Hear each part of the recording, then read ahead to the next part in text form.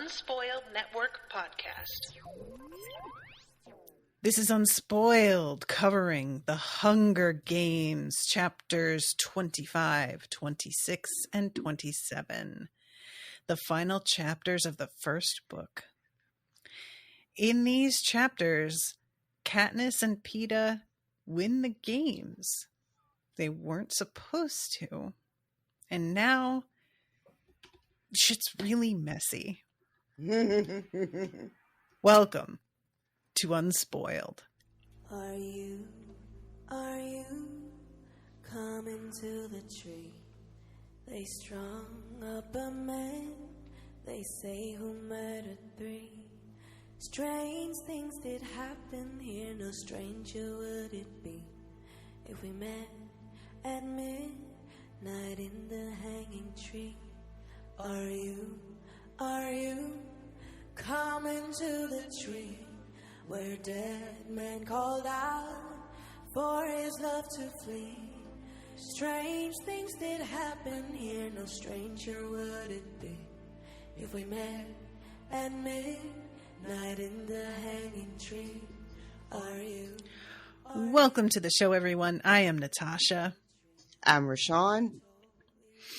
Okay. The final chapters of this book. What was your reaction to, all of this? There was so much to react to, and I had all of the reactions, you guys. I had all of them. So, broad strokes. The ending. Mm-hmm. Wow. That's the end of book 1. Yeah. The mutations. And I realized, I'm sorry, mutations. You're right. That's exactly what it says too. Oh, that makes it so much worse when you say it like that. I know. Oh. And I got what was happening with them like 2 beats before she reveals what's happening with them. And I didn't want it to be the thing. And as my brain was making the connection of what this was going to be, it just started to scream, no, please, no. And then she confirms it. And I'm like, well, this is the worst shit I've ever fucking read. Mm-hmm. And then I will never forget the first read of that I had. And I my mouth fell open. I was like, this is so fucked up. It was so weird too, because it's not like I was being like, oh, I get it, because I'm like super smart and picking up on all the things. It was just a weird click in my brain. And I was like, these are going to be the fucking tributes. And then immediately was like, no, that's not what's happening. They're not going to do that. And then that's exactly what they fucking did. And it took what had been an obscene book to a level that I don't even know the word for it, because it's not enough that these kids came and then were murdered, but then also this is what we're doing. Mm-hmm. Oh, yeah. And then of course the sort of sadness and I guess heartbreak with Peeta at the end here, where it looks as if he really thought they were falling in love for real. Yeah. And is just devastated to learn that she was pretending, which is such a 180 flip from the beginning of the book, where it seems like Peeta and Haymitch have, hatched this harebrained scheme to pretend to be in love. You know what I mean? It just, you guys. Yeah, it was. And I was just going to say this before we get into it. I can't believe that they won and I should be on cloud 9 and all I feel is devastated. Yeah. Like, just truly, like, the whole thing. And at the end of the book, I was like, but they won. Why am I not happy? Why am I not rejoicing? It's she really knows how to completely pull the rug out from under this victory. But it should be that way because there's nothing to rejoice, right? This whole thing is so horrific that we shouldn't be left feeling good. You know, Mm-hmm. there's nothing to feel good about any of this. Like, yeah, we're relieved that she didn't die and she made it, but that's it. There's Yeah. nothing else to celebrate here. And I was really impressed that the what's her name? Suzanne Collins? Mm-hmm. That she ends this first book on such a fucking bummer. Because fucking yeah. Mm-hmm. You know? Ugh. Indeed. So let's begin at the beginning of these 3 chapters. 25 opens with mutations. No question about it. I've never seen these mutts, but they're no natural-born animals. They resemble huge wolves, but what wolf lands and then balances easily on its hind legs? What wolf waves the rest of the pack forward with its front paw as though it had a wrist? These things I can see at a distance. Up close, I'm sure their more menacing attributes will be revealed. You have no idea, girl. Like, I don't know. I'm going to be honest. I hadn't given it a lot of forethought because I didn't think it needed additional thought. I had been assuming that these tributes' bodies were being picked up by the hovercraft and then fucking returned home for a burial with their family to grieve and mourn their loss.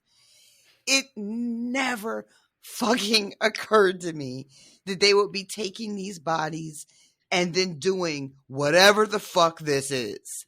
Like, it just didn't, it never occurred to me.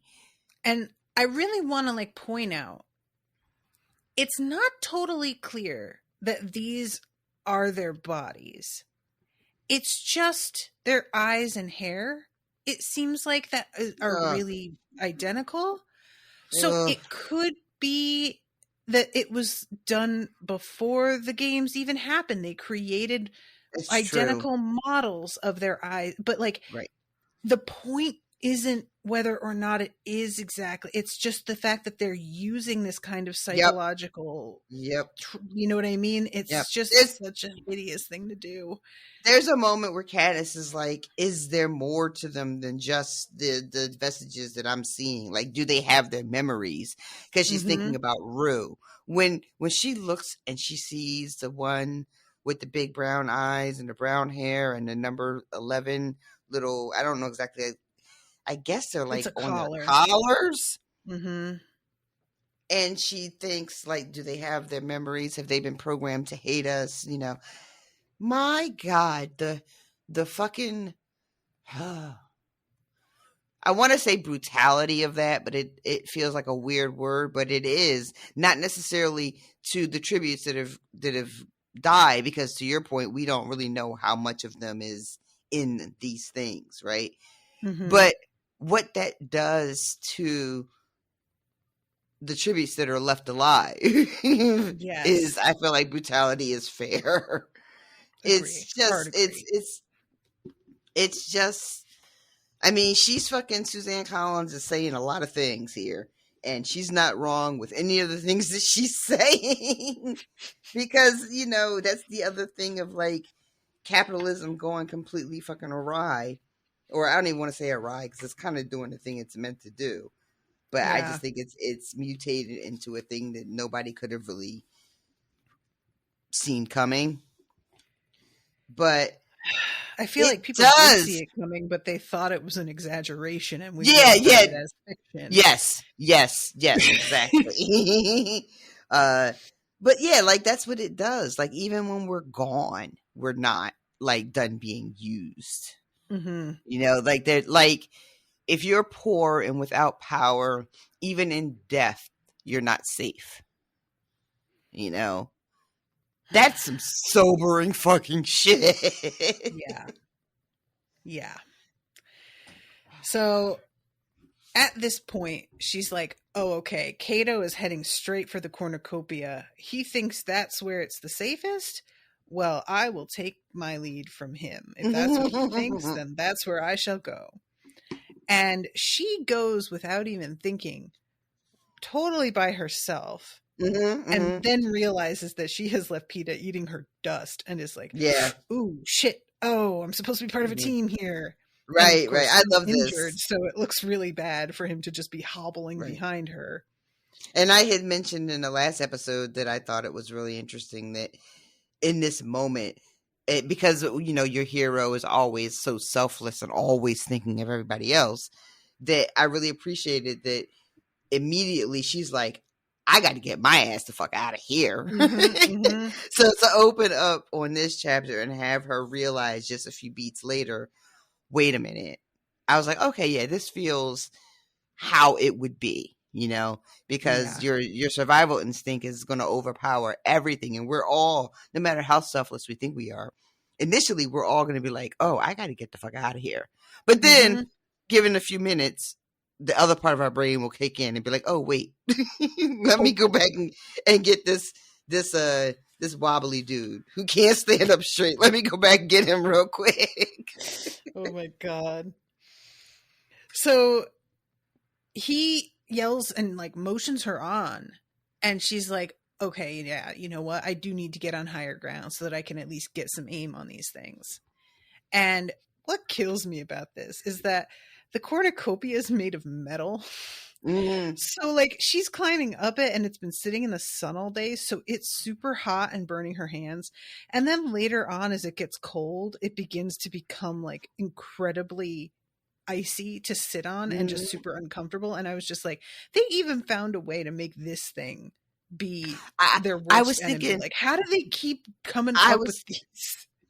I had the same exact thought. Like, of course they would have this giant contraption that is so inhospitable that the tributes desperately need to keep coming back to.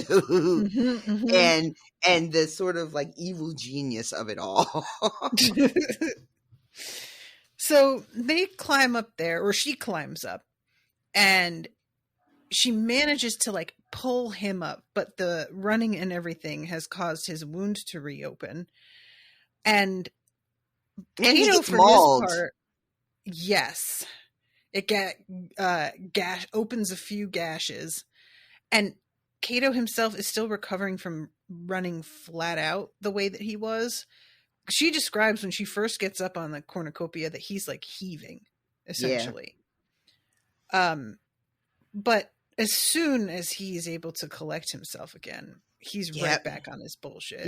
He doesn't waste any time. And you had made a joke in the last episode about how I was still holding out for some sort of moment where the three of them can like realize that they are low key all on the same side against this much bigger oppressor. And for like a page and a half, I was like, yeah, maybe it'll happen. But as soon as this motherfucker catches his breath, what does he do?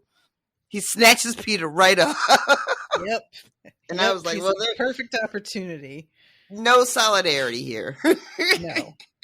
Nope. He's playing this game the way he feels that it's supposed to be played. We are not unionizing. No, not even a little bit.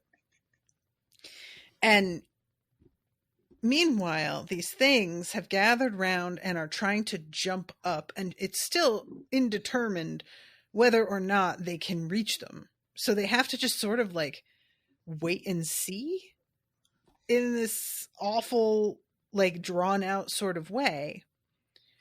And this is when she gets a good look at them and realizes who they are.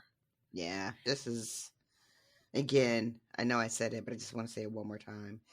This is so horrifying, this moment, when she's looking at them. And she's, you know, she's looking, she's like noticing, first she starts off with being like, they have like this weird human-like quality that's like unsettling. Yeah. You know, and then she notices that, oh, some of them have hair that looks like this, and some have hair that's very curly and different colors. And then she's like, one of them, I don't know a better way to say it, but it looks like blonde hair. Like, that's the best word I can think of. And it's almost like she's doubting herself that that's not a good descriptor because it seems so out of place. And she's just like, well, that's the best I could do in this moment. It's blonde. And then I think she's looking at one and it's the eyes. Yeah. And she realizes that's what's so fucking unsettling about them. These eyes are not like dog or wolf or any kind of animal eyes. They look like human eyes. They're unmistakably human. And then she notices the collar, and then everything clicks into place. And she's like, the hair, the green eyes. This is or was Glimmer. And she's the realization is such that she actually, like, I think yells or screams or something. I'm trying to see the moment here where a shriek escapes my lips and I'm having trouble holding the arrow in place. Yeah. That's right after she realizes who it is. It's her I get out. Who? My head snaps from side to side as I examine the pack, taking in the various sizes and colors. The small one with the red coat and amber eyes, Foxface. And there, the ashen hair and hazel eyes of the boy from District 9 who died as we struggled for the backpack. And worst of all, the smallest mutt with dark, glossy fur, huge brown eyes, and a collar that reads 11 in woven straw.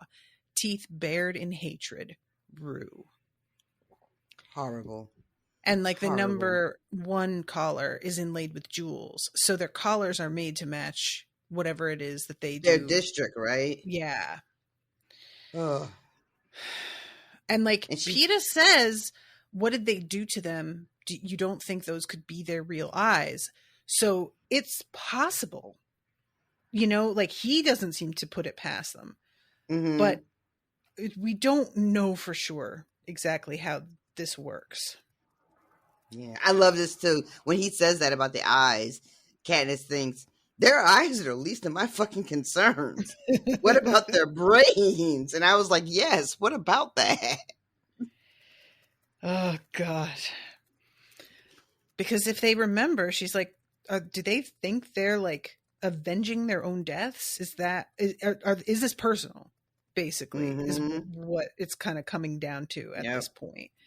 How much are they going to continue to come at us because they have a very particular like vengefulness, and how much is just animal instinct? Yeah, but she's wondering, like, have they been programmed to hate us, or are they like, yeah, I remember you fucking killed me, so now we got to square up.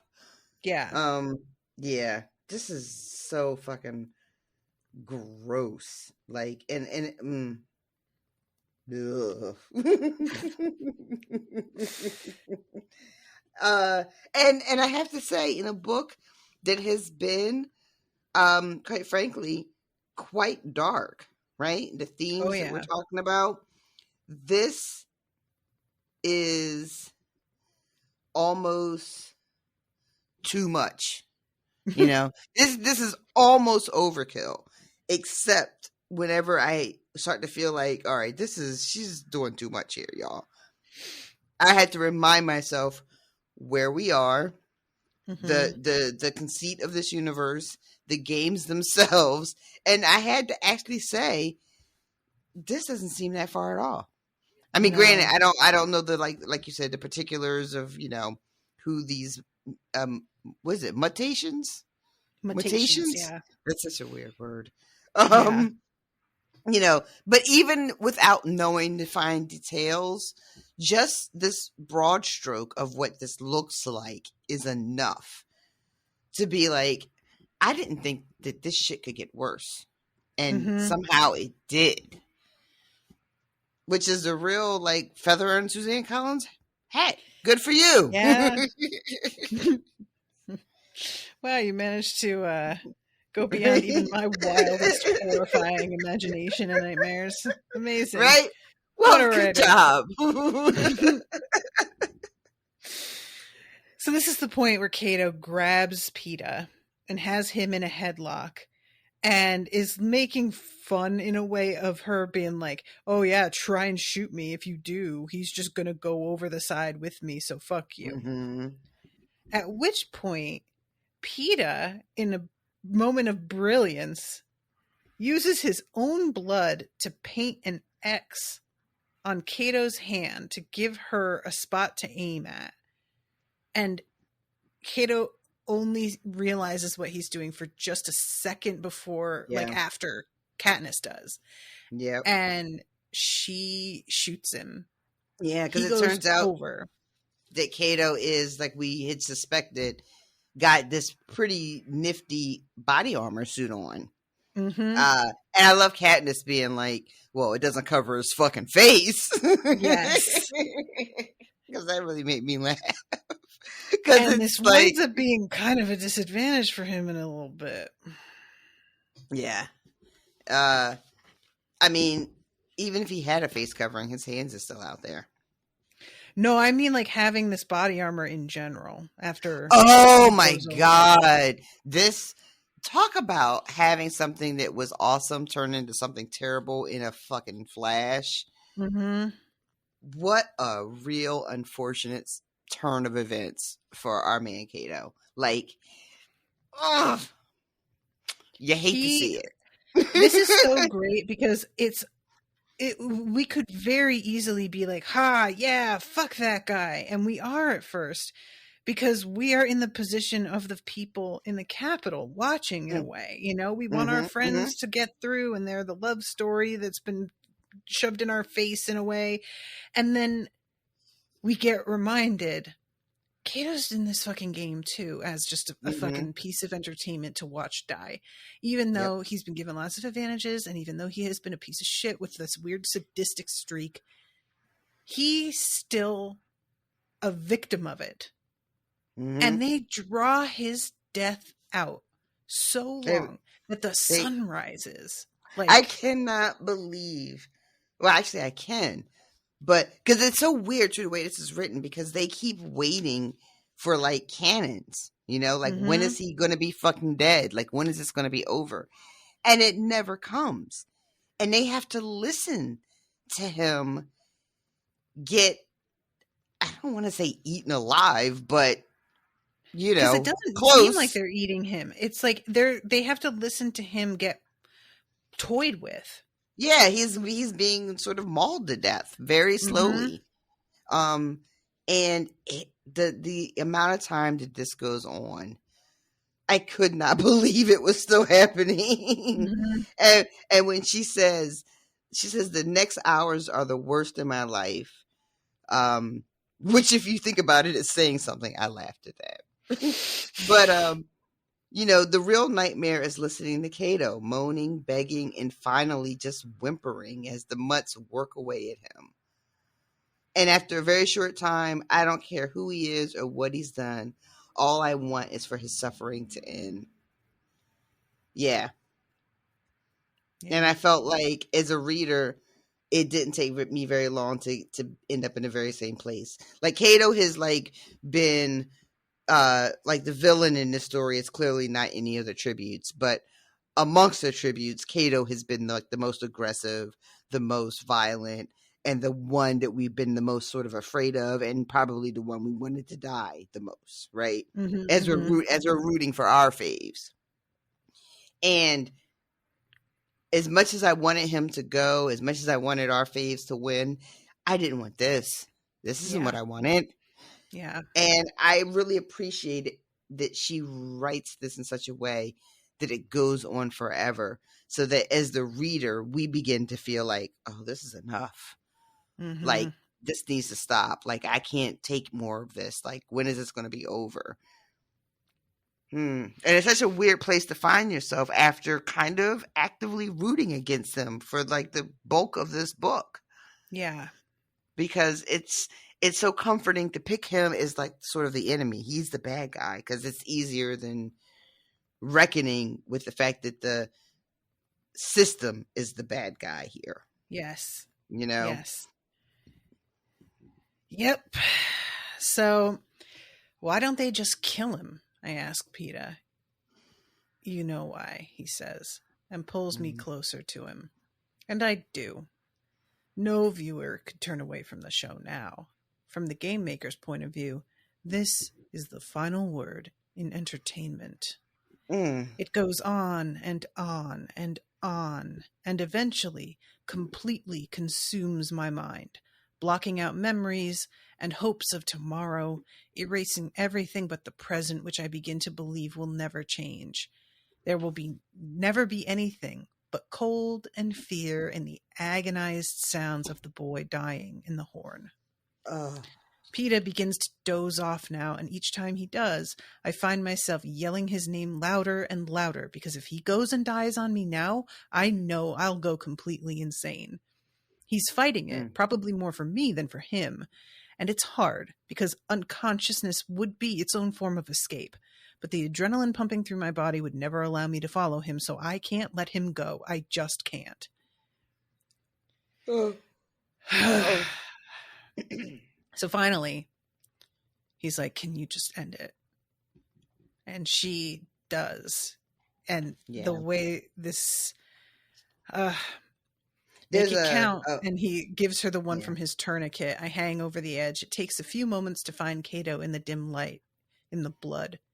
Then the raw hunk of meat that used to be my enemy makes a sound, and I know where his mouth is, and I think the word he's trying to say is please. Ooh. Yeah, the raw hunk of meat that used to be my enemy. Jesus Christ. Yeah. And again, not to whatever, but these structures that are in place, that's what it does, right? It makes us see each other as the enemy and pits us against each other so that we don't have anything left to fight the real enemy with. Yes. And the fact that she's able to... Because to be quite honest, after what she's been through, and I love that bit too, when we get to the later chapter where this is all over and she's expected to just be like this shining, pretty little girl who is not deeply traumatized by what y'all just fucking did to her, but that she could be brought to a moment of compassion for somebody that was literally trying to murder her and was boasting gleefully about all the things he would do to her. That she's able to be in this moment of compassion and want to save him from... She can't save him in the grand scheme, but she can put an end to his immediate suffering. Yeah.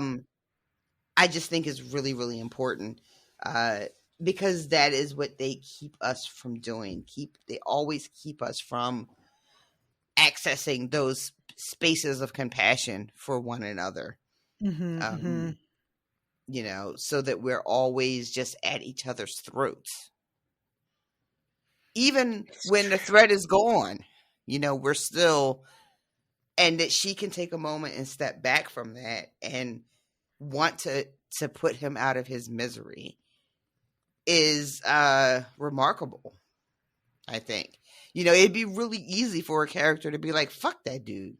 Let him suffer for 4 days because, he chased me. He fucking almost killed PETA. Like, she's got a million reasons to just let him suffer through this for however long it takes. And yet she doesn't. I really wonder if he realizes who all they are. Like, did he hear her say it's the other tributes? Does he, you know what I mean? Like, yeah, I was wondering that as well. Cut up. Yeah, I was wondering that too. And I wondered, like, I don't know. They were chasing him for a while, so I don't know how much he saw as he was running from them. I wish there had been a moment where they had a chance to talk about this, but it just doesn't really come up. Yeah. Ugh. So the cannon fires, and they're waiting for the horn signaling that they're the winners, and it doesn't come. What did you think was happening at that point? Girl, the way I almost threw this book across the room. I'm waiting. I'm like, what the fuck are they doing? What is going on? I don't understand it. And then we get Templesmith announcing that the fucking rule about 2 winners was basically a mistake. Mm-hmm. And we're not doing that. I got so fucking mad. Yeah. Yeah. I got did so you goddamn suspect mad. What was, like, when there was the delay? Did you have like an inkling that was what was happening? I knew that they were about to pull some shit because I know when shit's about to be pulled, but I didn't know exactly what it was going to be. I thought that they were going to fuck with the rules and that they had a fast one, but I just didn't know what it was going to be. So I thought maybe, like, the furthest I went was maybe they were going to try to call some kind of weird disqualification, right? Like they were going to try to say that, like her kill didn't count because Kato was already pulled down by the mutations, or, you know, I wasn't sure what it was, but I knew a fast home was coming. Yeah. But that said, I didn't know the fast home was going to be a complete turnaround from the earlier rule change, that there were going to be 2 winners. That I didn't see coming. I just thought it was going to be something weird about the way Kato died. And they were going to try to say it didn't count in some fashion. That's what I was thinking was going to happen. Okay. Yeah. I was so fucking mad, y'all. I wish I could have seen me. I was so mad. I was reading this shit. He says, the earlier revision has been revoked. Closer examination of the rulebook has disclosed that only 1 winner may be allowed. Good luck, and may the odds be ever in your favor. And I say, get the fuck out of here with all of this bullshit. I beg your pardon. Mm-hmm. And I got stuck for a second because I really did stop reading. Because I was like, well, what the fuck are they supposed to do now? Am I going to, like, is that the next book? That's where my brain went. My brain went, is that the next book? Do I have to read now about Katniss and Peeta facing each other off in the arena in the next book? Oh, wow. And I was not interested in doing that. I had zero interest in that. So, but that's where my brain went. But yeah, but no, she had a plan. She had something for him. I love the moment when they, like, there's a small burst of static and then nothing more. I stare at Peeta in disbelief as the truth sinks in. They never intended to let us both live. This has all been devised by the game makers to guarantee the most dramatic showdown in history. And like a fool, I bought into it. I felt the same. If you think about it, it's not that surprising, he says softly. I watch as he painfully makes it to his feet. Then he's moving toward me as if in slow motion. His hand is pulling the knife from his belt. Before I'm even aware of my actions, my bow is loaded with the arrow pointed straight at his heart. Peeta raises his eyebrows, and I see the knife has already left his hand on its way to the lake where it splashes in the water.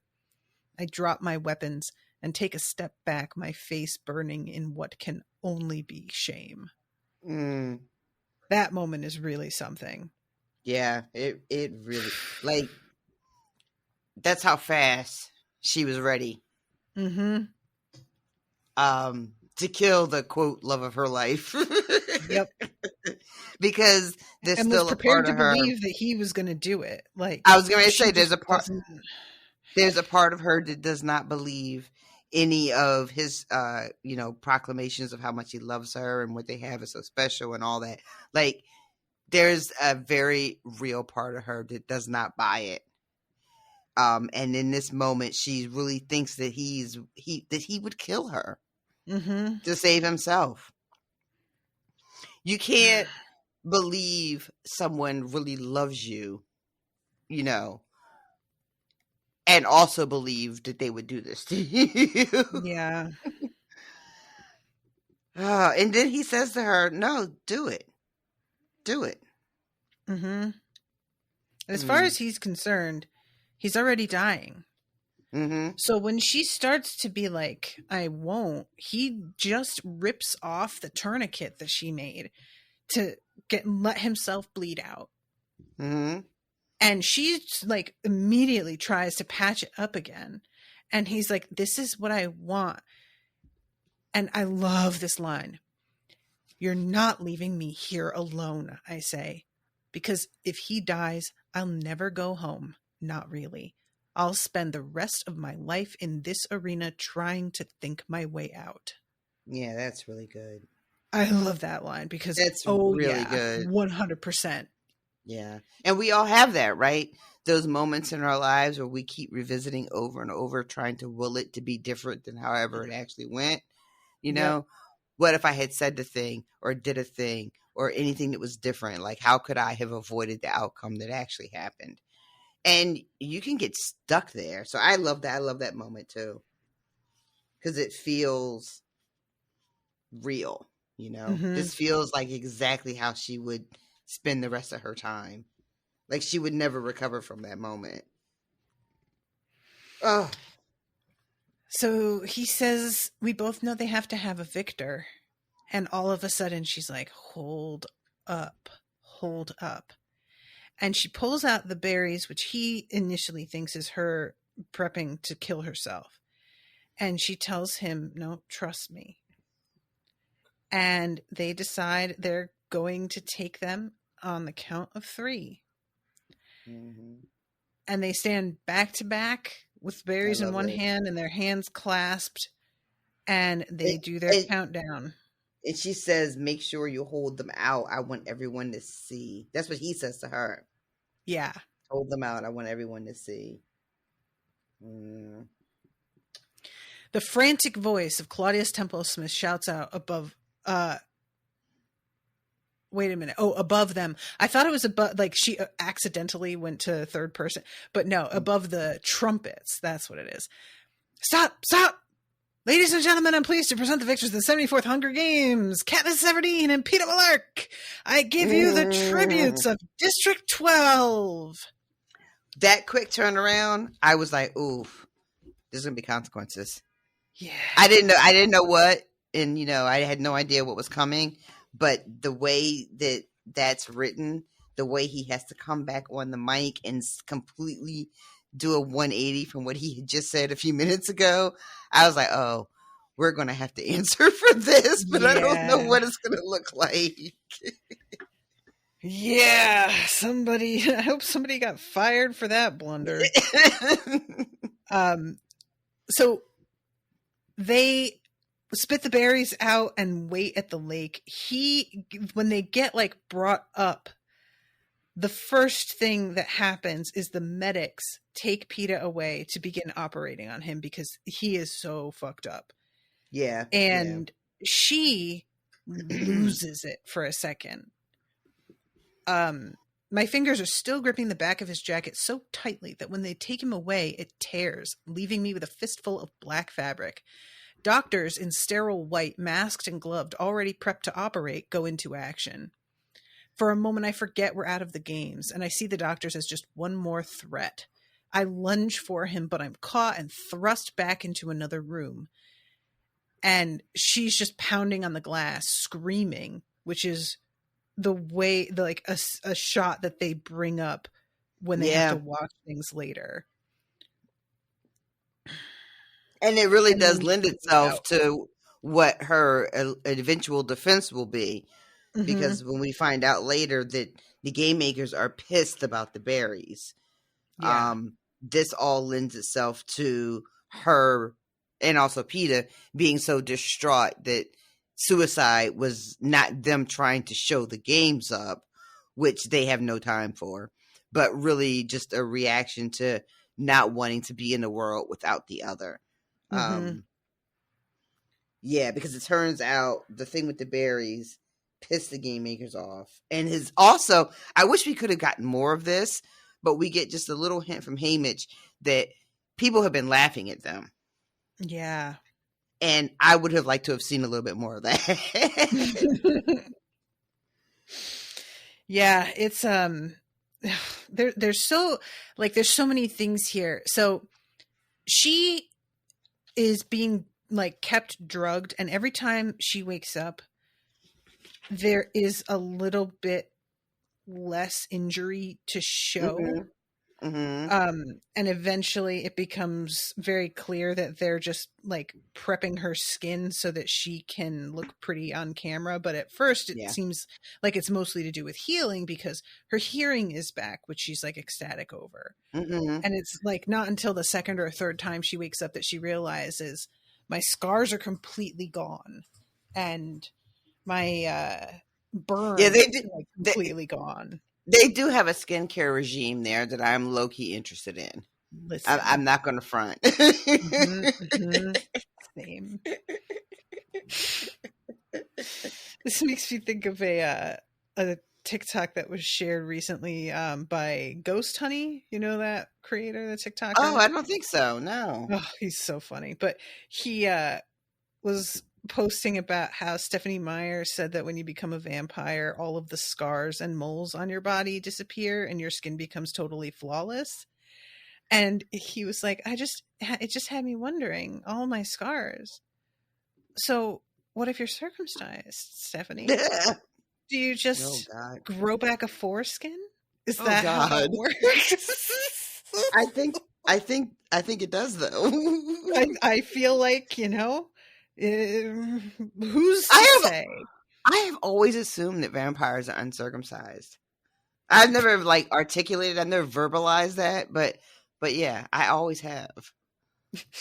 I have no idea why. I think that might be why though. Oh God. So she wakes up, the Avox girl is there, tells her that PETA made it, just nods in response to the question. But the only thing that she really in the midst of all of this drugged haze is she hears a man yelling that has the accent of District 12. And we later find out what that is about. Here goes a point where I have mentioned to you how different my whole energy is reading this as an adult versus what was technically an adult but really still a child at 21 or 2 or whatever. Any 22-year-olds listening who are balking at me saying that I'm right, and you will see very soon that I am right. But so the reason that he's yelling, Cinna reveals later, is that she has lost so much weight and is so skinny that they want to surgically alter her. They want to give her breast implants. Yeah, can you imagine?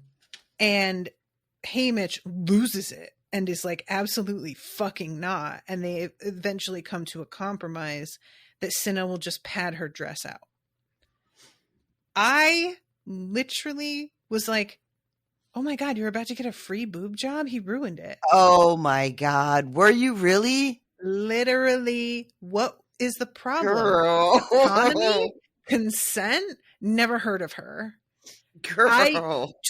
I was so bought into they're offering to give you a dream body, just not comprehending how little that matters. That's not she's a commodity. They're treating her like a vase they're shining up. Yeah, that's the point. But because I have long held this dream that I'll one day find a genie in a lamp and I'll be able to give him an exact description of the ideal body that I want, which is basically Salma Hayek circa 1998. Oh, wow. She was a piece of ass. Listen. My God. And I got compared to her a lot back in the day. Did you? So, nice. Yes. Mm-hmm. Nice. So, my God, you remember her in Dusk Till Dawn? Listen. Oh, that my is God, so funny because that got brought up by Miles today, that movie. And now it's just I got to watch it. I never saw it. Oh, my God. I saw that in a fucking movie theater. And it's not even that it's a good movie, but it's definitely something that you got to watch. But yeah, so the whole energy that I had, I was just so enchanted with the technology, and I was just not understanding the fucking messaging or how brainwashed I still was by the beauty industrial complex and my worth as a person being completely tied in with my appearance. And I just wasn't getting it.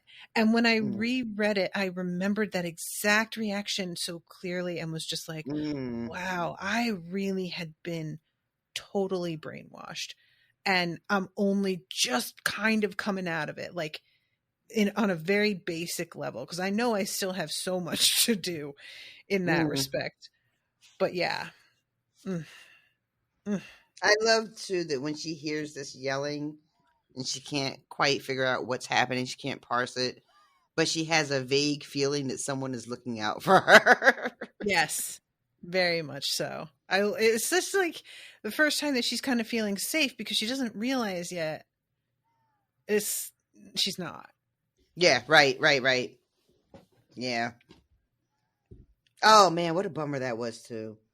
To find out that she made it out of the arena and she's back in the Capitol and she's like less safe than she was before. Yeah. Yeah. So she sees Haymitch and Cinna and she's like, it's great to see you guys, but where's PETA? What's going on? And Haymitch says he's fine, only they want you to do your reunion live on the air at the ceremony, which made me so angry. Of course they do. Because everything and is she even fucking... says, I'd want to see that myself. Mm-hmm.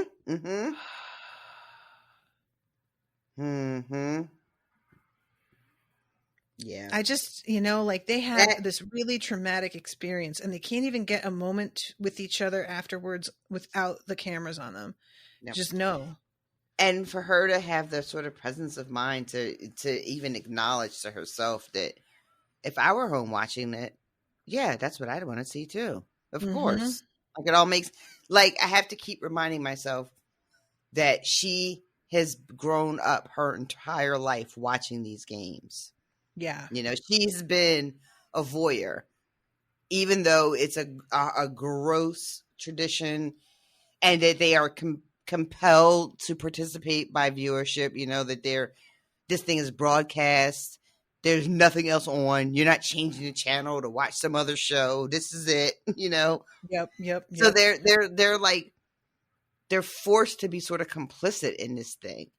Mm-hmm. And even though it's disgusting and she wants no part of it, she's been watching it her whole life. So she knows what it's like to be at home watching this. And she knows what it's like to get sort of wrapped up in the drama of it, despite all of your like better instincts. Before you know it, you're glued to the screen, which, is how I feel whenever I get sucked into like a really bad reality show.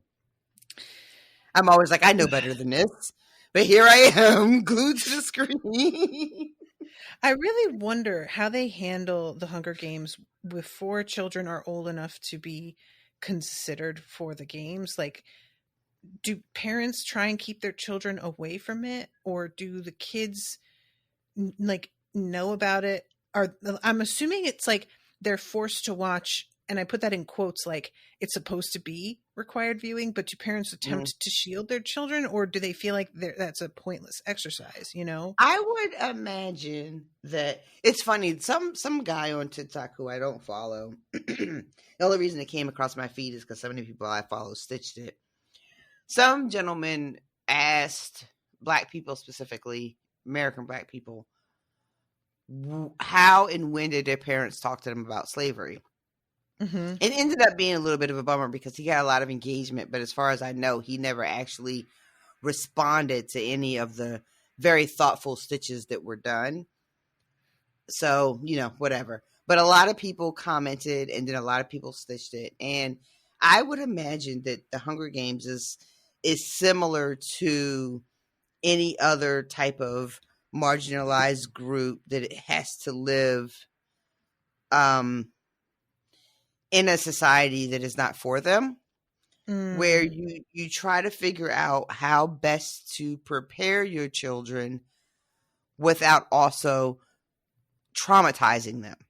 Right. And that it's different for every family. Like the number of people who commented to that question and the stories they shared were so wildly different. There was a lot of people sort of like my age that reference Roots and watching Roots as children with their family. Mm-hmm. Kids that are like a lot younger than me have different points of reference. But I would imagine it's something like that where you want to prepare your child for this thing that exists, but you want to try to find a way to do it that doesn't give them nightmares when they're 6. You know? Like I remember having nightmares when I was first sort of told about the history of Black people in this country, when I first learned about the transatlantic slave trade, when I first watched Roots. I had like straight up nightmares about it. And my mom, when I was very little, my mom had a poster from Roots. It's a pretty famous scene from the movie with John Amos holding up a baby kind of like to the sky. And she had a giant poster of that in her bedroom. So I was familiar with that poster before I ever watched Roots.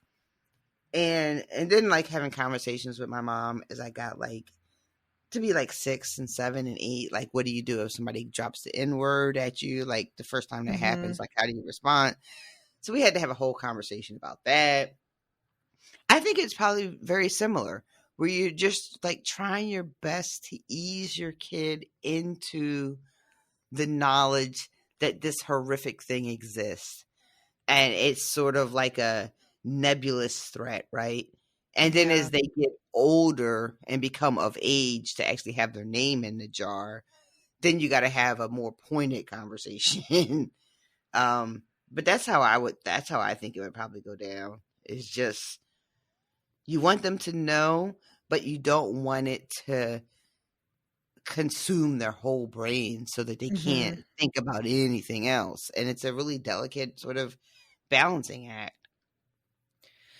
I also wonder, on like a more grim note, because children have this weird thing where some children are super, super empathetic right away.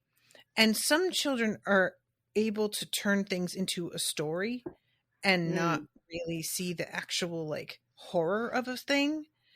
And I was thinking, what if like a kid who just can't completely comprehend that one day he will be in danger of this, do they like play at Hunger Games? Probably. You know, and be like, oh, I'm so-and-so from last season, you know, and like, and as a parent, like, what the fuck do you do with that? Probably a really like sort of toxic thing where you catch your kids doing it and you try to shut it down, and maybe the adult's reaction, because they're triggered, the adult's reaction seems sort of incomprehensible to the kid. Like the kid is like, why is my mom freaking out? I don't get it. But meanwhile, mom is freaking the fuck out and telling you, no, that's not okay. Stop it right now. But can't articulate why it's not okay. Because then you have to start like info dumping to a child why it's not okay. And you can't really do that either.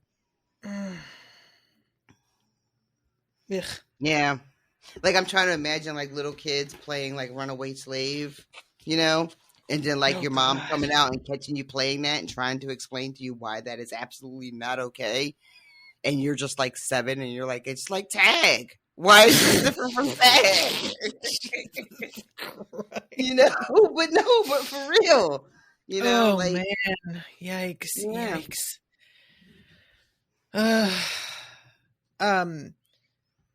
All right. So she gets put in a dress, and it's this very floaty, innocent dress. And she's sort of like, no more girl on fire?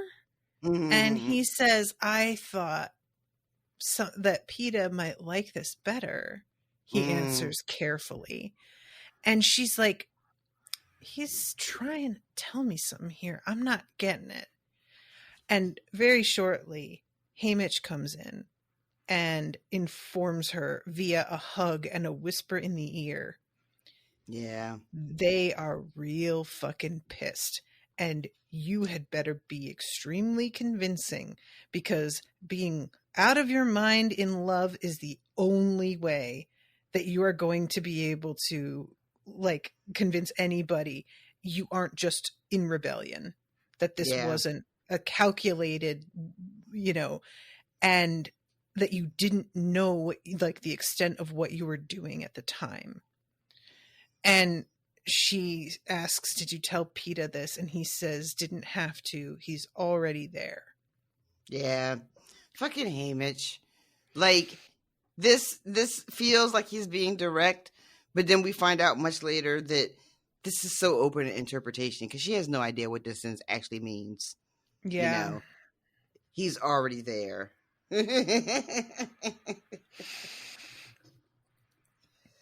So she goes onto the stage and curls up on the love seat next to PETA, and they are forced to watch a 3-hour highlight reel.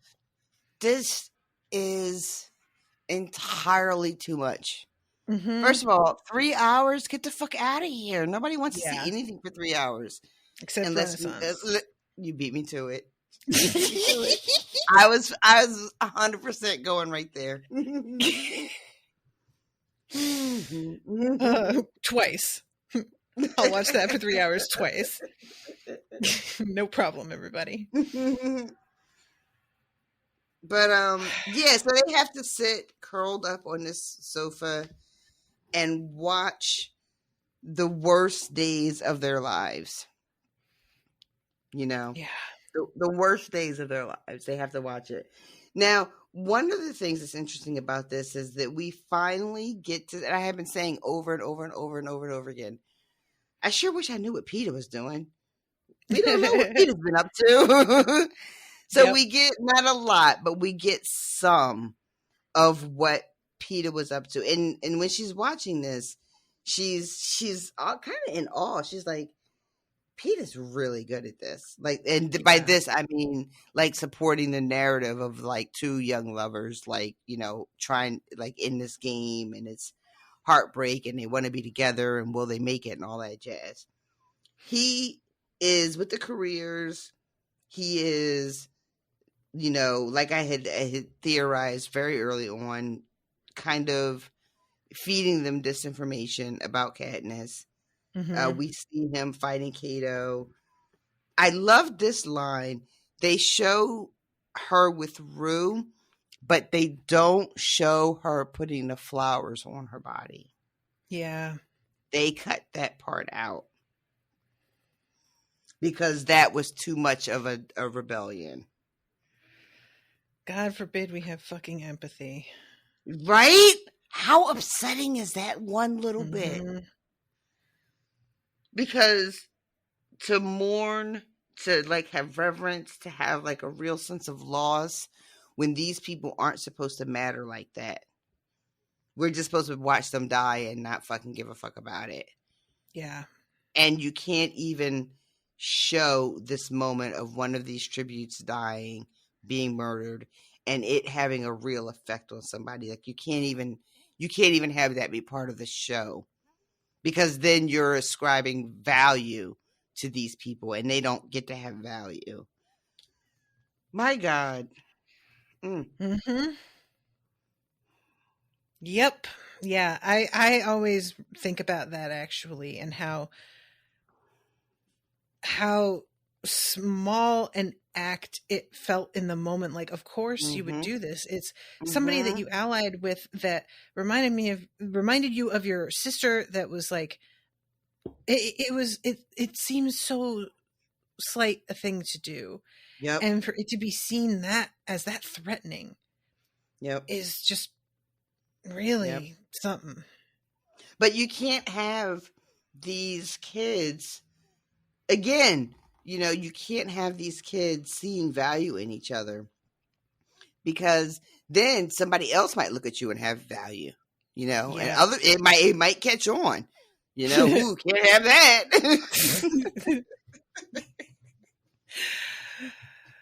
So then eventually, of course, there's the moment where she yells PETA's name out. If I've seemed indifferent to him earlier, I make up for it now by finding him, nursing him back to health, going to the feast for the medicine, and being very free with my kisses. This and all then plays comes the really moment well. with the berries. And then I love too.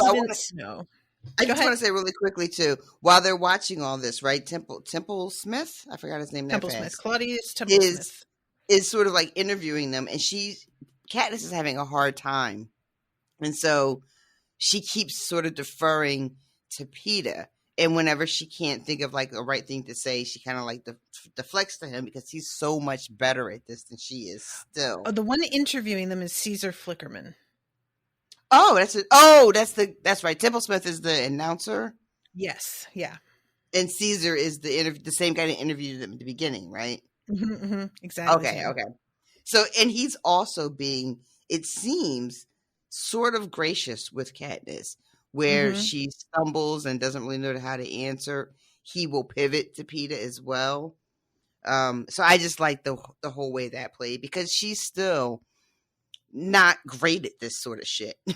Yeah. You know, she's not magically a whole different person now. And so I love that they are still who they are as people. And Peeta just is much better at this shit than she is. Mhm.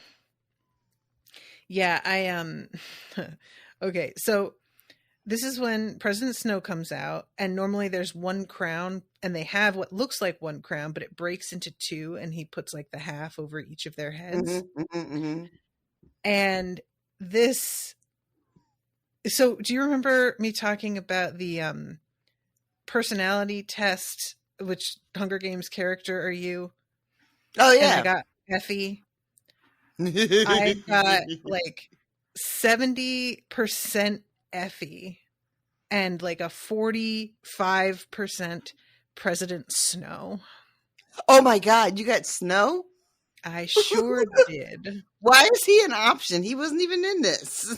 I mean, it's like, just somebody who's like the one in charge doing bad shit. Like, oh, okay, I'm either like want to do the aesthetics for the big bads in charge, or just want to be the big bad in charge. Be the big bad. Whatever. Oh, Felt a really bit called out on that, to be honest. It hurt.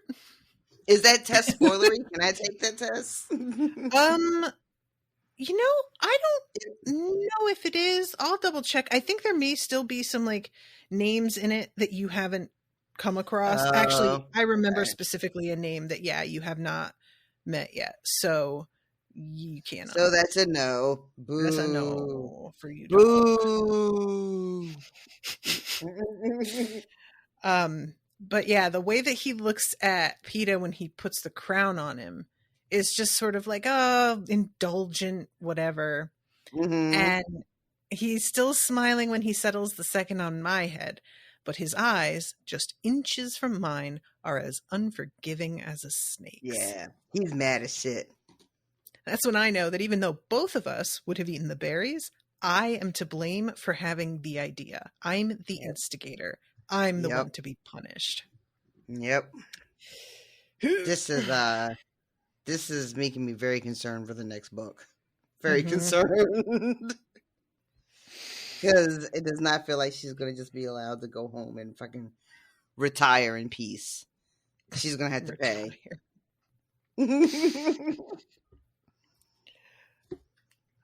So they're kept apart again, her and Peeta.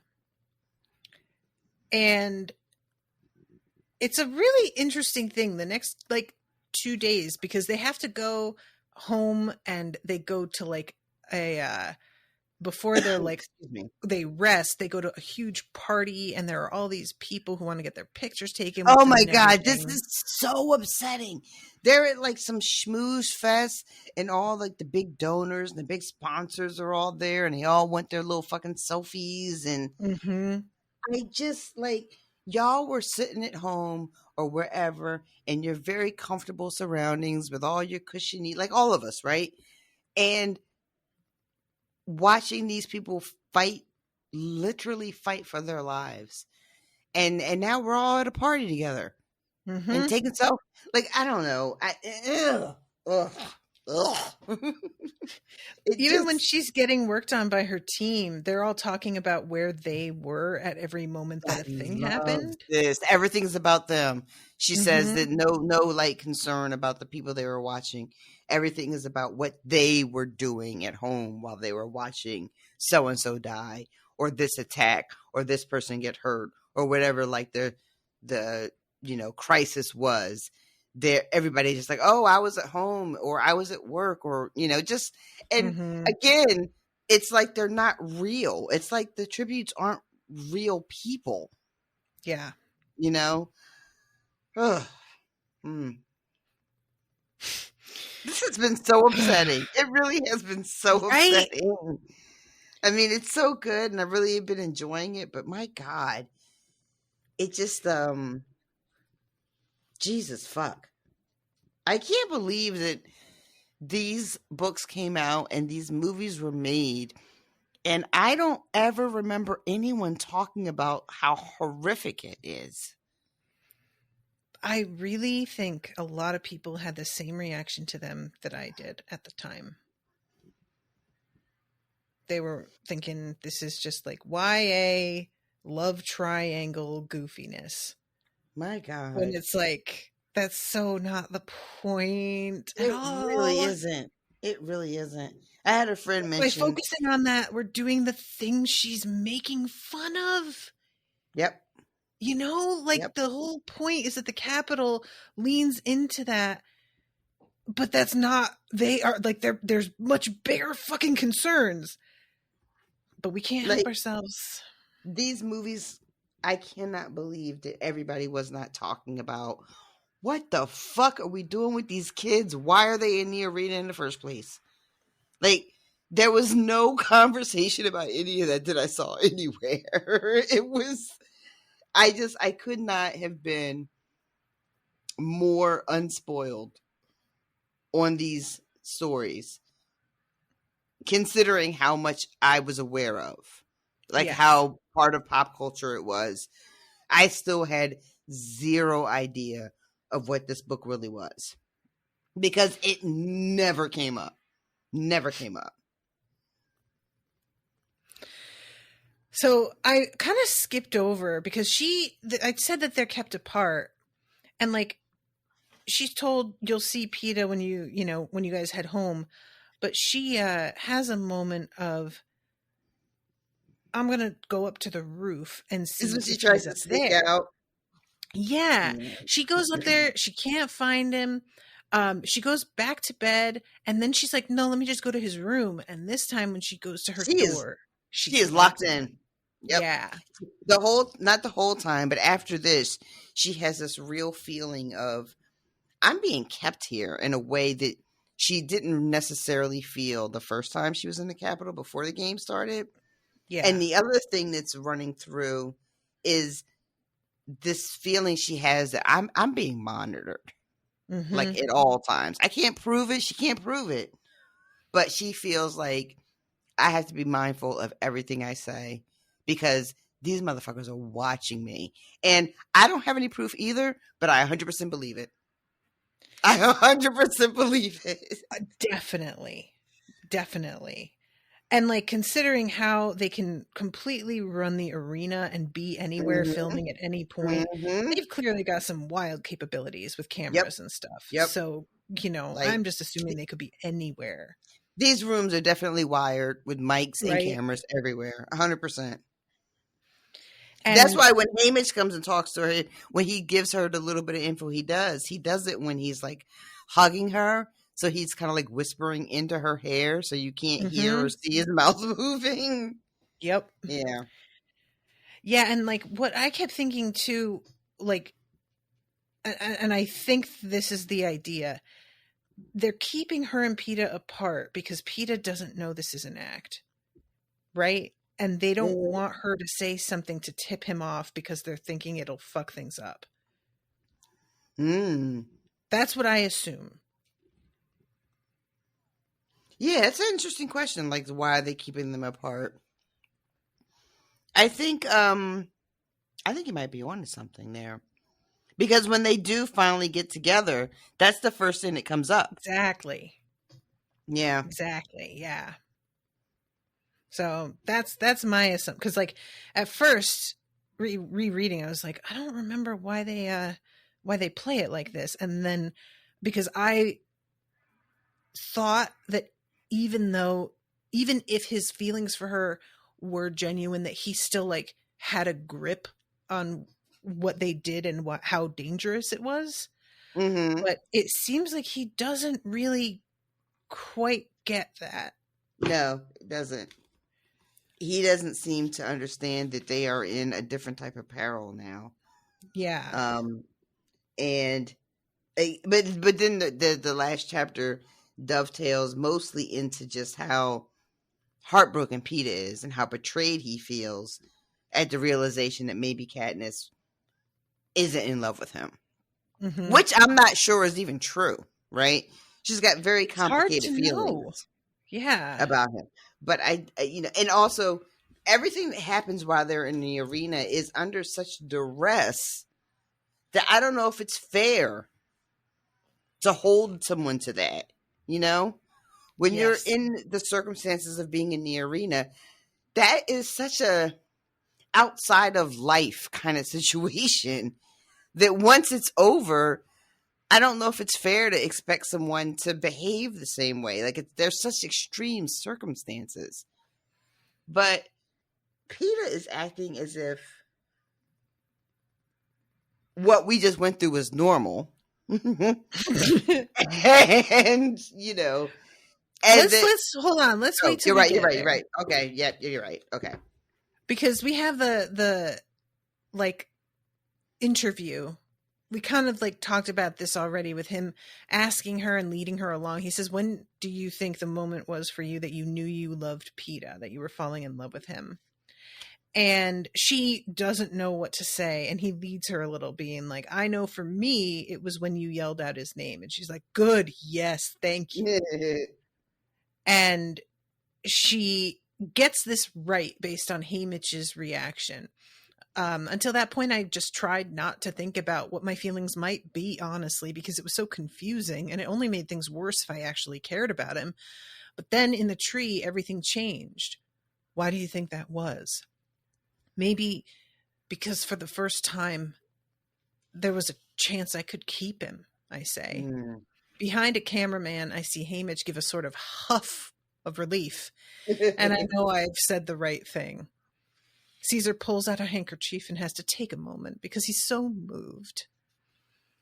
I can feel PETA press his forehead into my temple, and he asks, so now that you've got me, what are you going to do with me? I turn into him, put you somewhere you can't get hurt. And when he kisses me, people in the room actually sigh.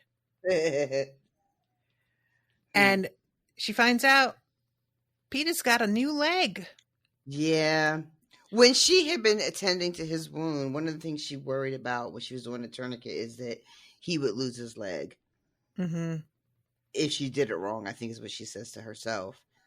And she finds out that he got a new metal and plastic device that has replaced his flesh, is the way she puts it. And Caesar says, no one told you? And she's just like, yeah, no. And she says, it's my fault because I used the tourniquet. And Peter's just like, yeah, it's your fault that I'm alive.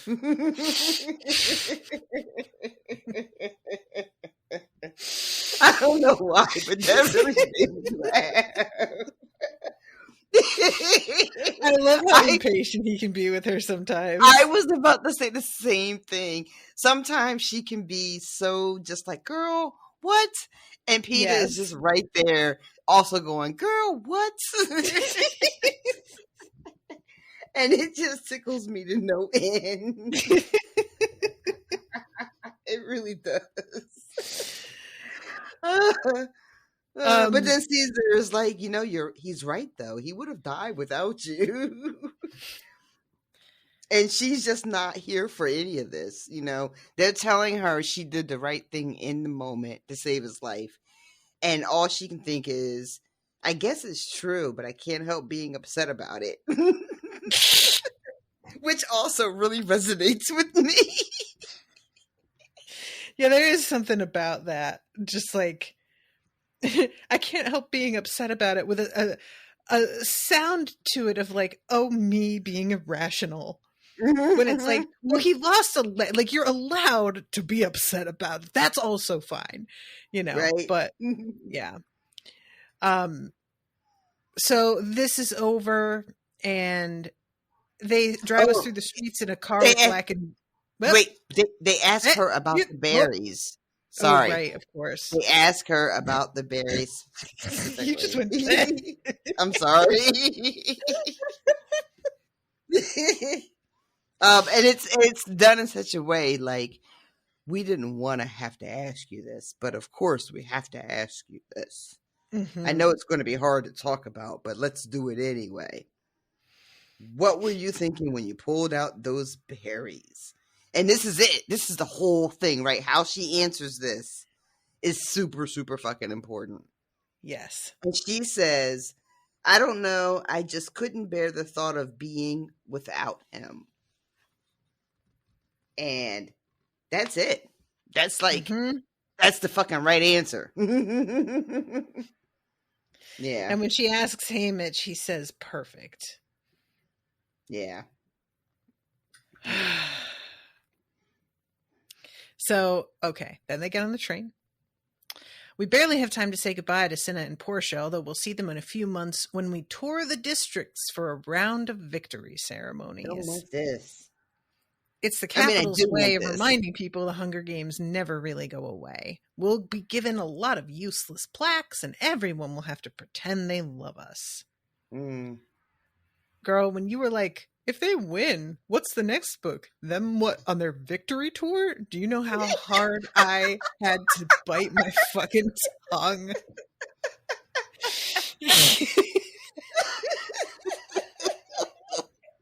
But you have to give me, like, it seemed absurd at the time, though, right? We're like, what a fucking absurd idea. And I was like, isn't it? It's like somebody being like, oh, wouldn't it be fucking crazy if Rob was just murdered at the fucking wedding he's about to go to? Like, yeah, it'd be crazy. Wow.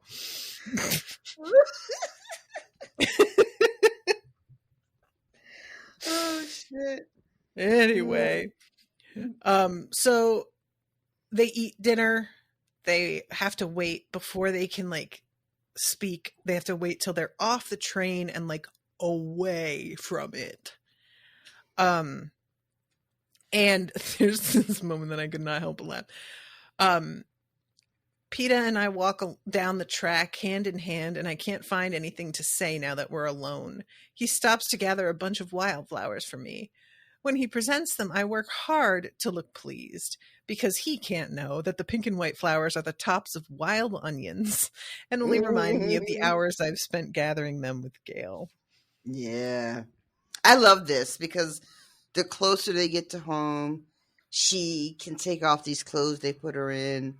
She can put her hair back in her braid. She can start to feel more like herself. A girl from the seam, a girl who hunts, a girl who trades in the hob. And the more she is starting to feel more like herself, the further she moves from this girl at the arena who's in love with PETA and needs him to survive. Mm-hmm. And it's like we're watching it, not to be like hokey, but it's like she's on this train and she's moving further and further away from PETA. Yeah. You know, and she's making her way closer and closer to home. And he is standing there like, I don't understand. Where are you going? What's happening? No, he doesn't. And I feel bad for him. Yeah. I do. I feel bad for him. Yeah. That's the thing, is like, neither of them asked for this. And I don't even think he expects her to feel the way that she does in, like, he just genuinely didn't know it was an act. It seems like like it. It's not like, I feel like he has hard feelings toward her in an I blame you kind of way. It seems like he's just, you know, like, he seems, I just hate it. He seems, you know, and I always say this with PETA because, again, never in his POV, so I don't know, but he seems genuinely surprised and heartbroken that this is what it's turned out to be. Yeah, he's like, oh, it was all for the games, how you acted. And she's like, yeah, not all of it. How much then? Never mind, don't tell me. I guess the real question is what's going to be left when we get home. That broke me. What's going to be left when we get home? Because that is also a real life question. You know, you ever go on vacation, you know, or go out of town or go to visit somebody and you have like a crazy, phenomenal like weekend with someone. It's like magical, and you're just like, this is the best thing that's ever happened. But really, it was a combination of the fact that you were not in your own town, that you were on vacation, and you're like your You mean like vacation Island version, Niles? like Island Niles. Exactly. Tali mi banana. Anybody who's never watched Frasier has no idea what we're cackling Yeah, about. sorry but about that, it's pretty funny. guys. It's pretty funny for It's a 90s really good sitcom. reference that I just made, though, I promise. So yeah, this whole thing, I don't know. The closer we get to District 12, the more confused I get. He waits for further explanation, but none's forthcoming. Mhm. Well, let me know when you work it out, he says, and the pain in his voice is palpable. I know my ears are healed because even with the rumble of the engine, I can hear every step he takes back to the train.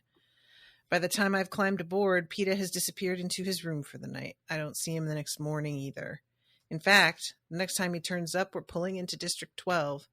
He gives me a nod, his face expressionless. I want to tell him he's not being fair, that we were strangers, that I did what it took to stay alive, to keep us both alive in the arena, that I can't explain how things are with Gail because I don't know myself, that it's no good loving me because I'm never going to get married anyway, and he'd just end up hating me later instead of sooner.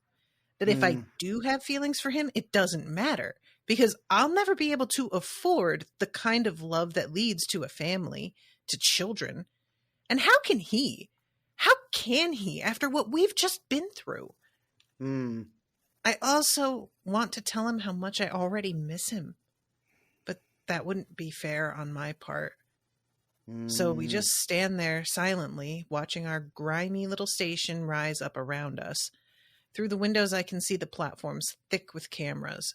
Everyone will be eagerly watching our homecoming. Out of the corner of my eye, I see Peter extend his hand. I look at him, unsure. One more time for the audience, he says. His voice isn't angry. It's hollow, which is worse. Already, the boy with the bread is slipping away from me. I take his hand, holding on tightly, preparing for the cameras, and dreading the moment when I will finally have to let go. End of book 1, because she's got a lot of fucking nerve. She does, though. Yeah.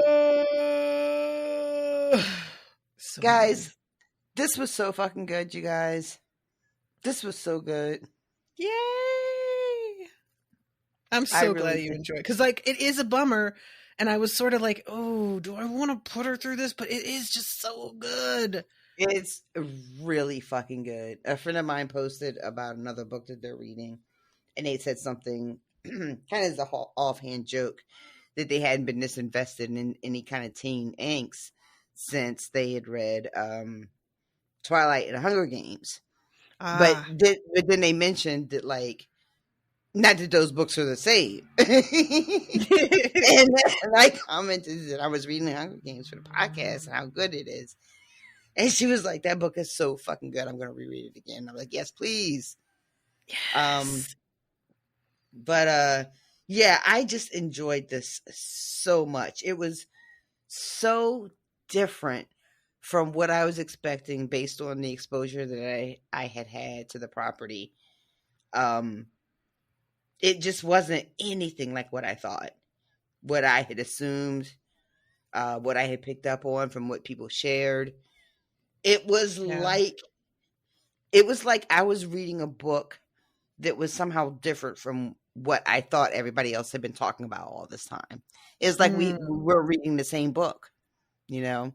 Granted, I didn't have a lot of deep dives, you know. These were all just like cursory impressions I got from people over the years. So I'm not saying that everybody who read this book didn't get it. Like, I'm not trying to say that.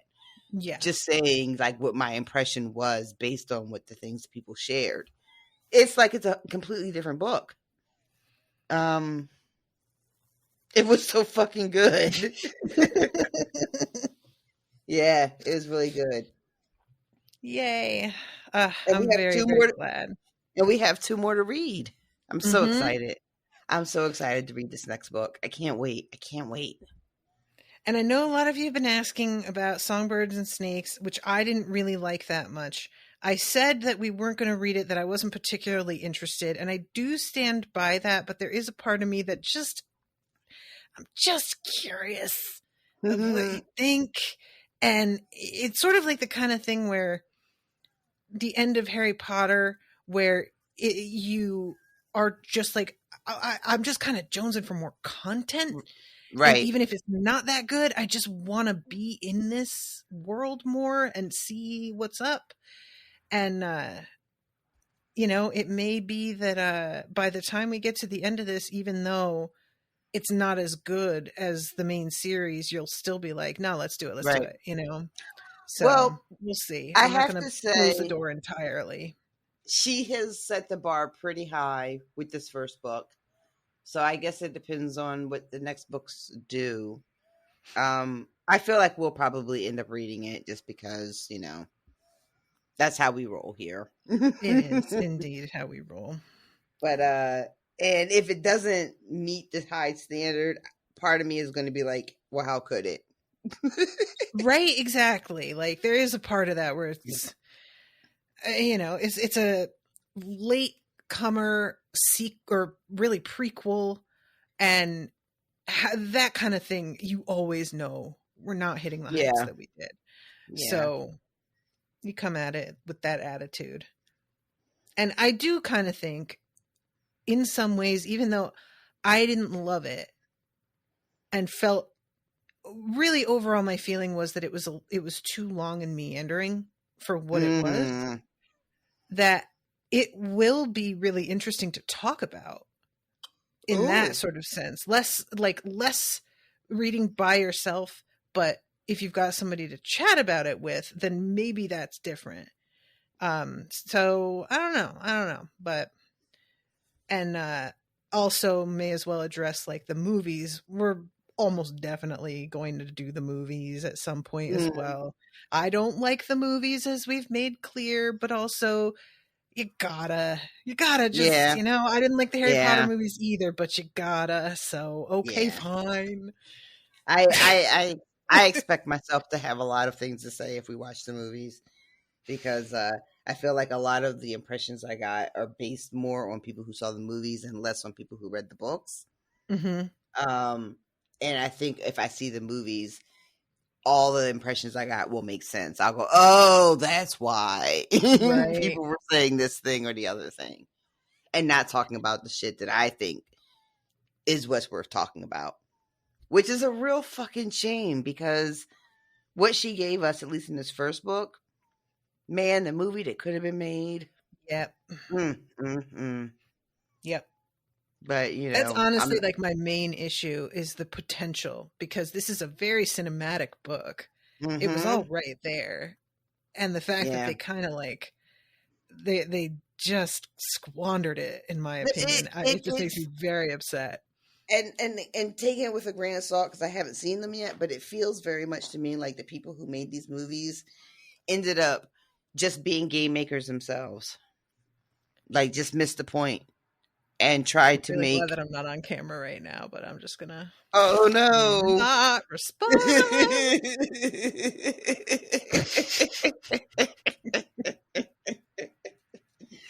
But that's sort of my hot take, is that the people who made these movies did the same exact thing that the game makers do. Which, quite frankly, is the same criticism we have with Song of Ice and Fire and the Game of Thrones show. Like, everybody wants to be a game maker. Everybody wants, like, the big moments, the big spectacle, and draw this out, and close up on this, and then missing what exactly the story that's being told. Like, just like pushing all that shit to the side. Yes. Mm-hmm. You know what I should do is like have the same thing, because with Harry Potter we didn't cover the movies until we reached a certain number of reviews, and that's what I should do. I forgot all about that. Yeah. But I've basically just been like, nah, we're going to do it. So I feel like everybody could just It's very too easily late. call my bluff on that. I mean, you're also the person who edits these before they go up, though, so you can do whatever you want to do. That's true. Do you know how like infrequently I have ever done that? There's been like a handful, like 4 or 5 times where like you've said something that you realized was like a little bit too personal about where you work or something like that. And you're like, can you just edit that out? There have been a couple times where I said something where I was like, that was really tactless and I might hurt somebody's feelings. So I'm going to take that out.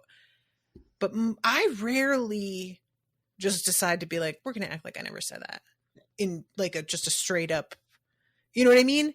And I forget I can. You can do that. I really act like if I'm on mic, then everybody's already heard it. Like I'm, you know, like this is a crowdcast. That is not. We're not on crowdcast right now. Nope. You have a lot of power, ma'am. Everybody listening to this, let it go to your head. That out. They're going, what did she do? What did she edit out? We're going to edit out this for me to know. I just assumed you would edit out this part as well. Oh no, I leave this in as a little teaser, as a little aren't I mysterious? Maybe I'll leave breadcrumbs so that you find out in the next episode and they'll keep them coming back. I gotta leave them wanting more. That's what they I did say. A like little shoulder shimmy when I said that. Like I was did like you? A burlesque dancer. I definitely did.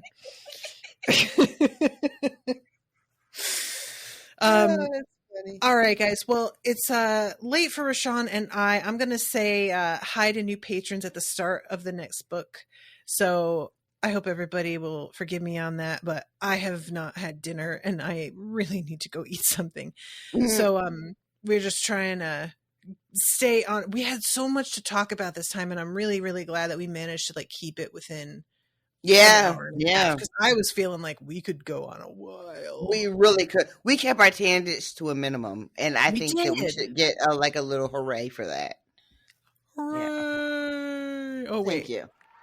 That's what I'm talking about. There it is. That's the stuff. I was like, why is she just saying hooray? That's not what I was leading her to do. That's my bad. I'm so sorry. I gotta upload some new sound effects for the next one. I should get some like real specific Hunger Games sound effects, like the sound of the anthem playing. Oh, you can do that? Oh, I don't know. I'm sure I can. I'll figure it out. Oh, fun. I don't know.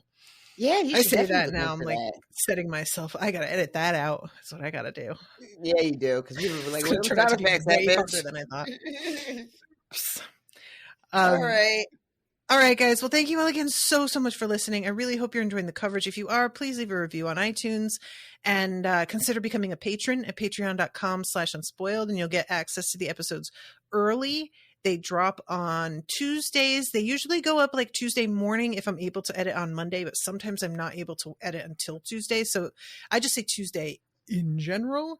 And then and on the Patreon, of course, they're ad-free versus being positively littered with ads on the main feed because I need money very badly. So, yes, you know, throw me a few bucks with your Patreon and it'll be beneficial for both of us. You get to have a breezy listening experience, get your shit early. And also, even if you're not a patron, you can join and follow on Patreon, patreon.com/unspoiled. And you can also join the Discord, even if you're not a patron, to chat about spoilers in the spoiler channel. Or if you're reading along, you can stay in the no spoilers channel. I think that's everything. Until next time, toodaloo, motherfuckers. Bye, guys. Are you coming to the tree where dead man call out for his love to flee? Strange things did happen here, no stranger would it be if we met at midnight in the hanging tree.